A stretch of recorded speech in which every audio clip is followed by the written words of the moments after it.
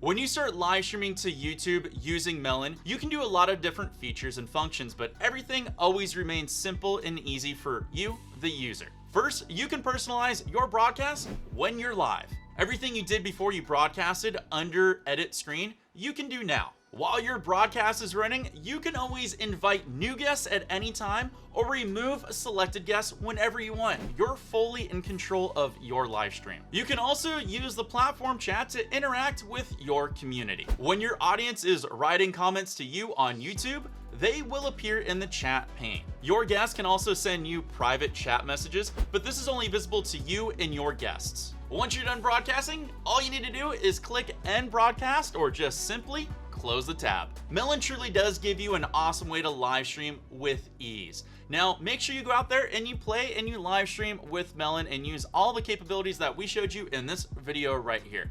If you need any more help diving into Melon and how to use it even more, I'm gonna put a couple of videos here up on screen that show you everything you need to know. As always, take care and of course, peace.